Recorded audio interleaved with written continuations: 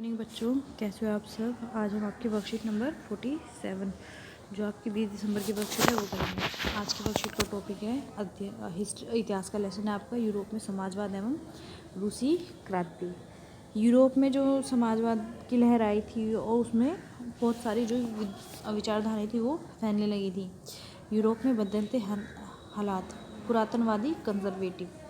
19वीं सदी तक आते आते वे इस बात को स्वीकार करने लगे कि परिवर्तन अवश्यंभावी है। उनको लगता था कि जो हमारे जीवन में या हमारे समाज में परिवर्तन बहुत ज़रूरी है, जो उनके पुराने विचारों के विपरीत था, जो परिवर्तन का विरोध करते थे। जो पुरातनवादी थे वो भी ये बात मानने लगे थे कि अब परिवर्तन अवश्यंभावी हो गया है। पहले ये थे कि ये अपने पुराने विचारों के विपरीत थे और उन्हें ही परिवर्तन का विरोध करते थे। परंतु वह चाहते थे कि अतीत का सम्मान किया जाए, कि जो उनका अतीत है उसको रिस्पेक्ट दी जाए, सम्मान किया जाए। उनके विचार से परिवर्तन की प्रक्रिया धीमी हो, परिवर्तन तेज़ी से ना हो, एकदम से ना हो, धीमे धीमे होता रहे। दूसरे जो थे वो थे रेडिकल या अमूलचूल परिवर्तनवादी विचारधारा वाले लोग थे। ये चाहते थे कि जो आबादी है उसमें बहुमत के आधार पर शासन हो। इनमें बहुत सारे लोगों ने महिला मताधिकार आंदोलन का भी समर्थन किया। उनका मानना था कि जो महिला अपने मत के अधिकार के लिए आंदोलन कर रही है वो बिल्कुल सही है और उन्होंने उसका समर्थन किया।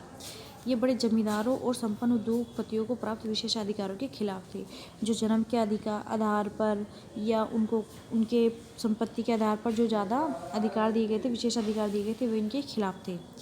वे निजी संपत्ति के विरोधी नहीं थे, परंतु संपत्ति केवल कुछ लोगों के पास ही हो इसका विरोध करते थे। उनके अनुसार जो निजी संपत्ति है उसका विरोध नहीं करते थे, पर कुछ ही लोगों के पास होना उसका विरोध करते थे कि ये संपत्ति सबके पास होनी चाहिए। तीसरे जो थे वो थे उदारवादी थे, लिबरल विचारधारा रखते थे। ये एक ऐसा राष्ट्र चाहते थे जिसमें सभी धर्मों को बराबर का सम्मान मिले और जगह मिले। वो वंश पर आधारित जो शासक थे उनकी जो अनियंत्रित सत्ता चली आ रही थी उसके विरोधी थे, उसका विरोध करते थे। वे सरकार के समक्ष व्यक्ति मात्र के अधिकारों की रक्षा के पक्षधर थे। ये समूह प्रतिनिधित्व पर आधारित निर्वाचित संसदीय सरकार के पक्ष में थे। वो चाहते थे कि जो प्रतिनिधित्व पर आधारित है, संसदीय मतलब निर्वाचन के द्वारा जो प्रतिनिधि चुने जाते हैं, ऐसी संसदीय सरकार वो चाहते थे। उन्होंने सुप्रशिक्षित न्यायपालिका का पक्ष लिया। ये लोग सार्वभौमिक वयस्क मताधिकार के पक्ष में नहीं थे, परंतु ये लोग ये नहीं चाहते कि सभी को वोट डालने का अधिकार मिले या मत डालने का अधिकार मिले।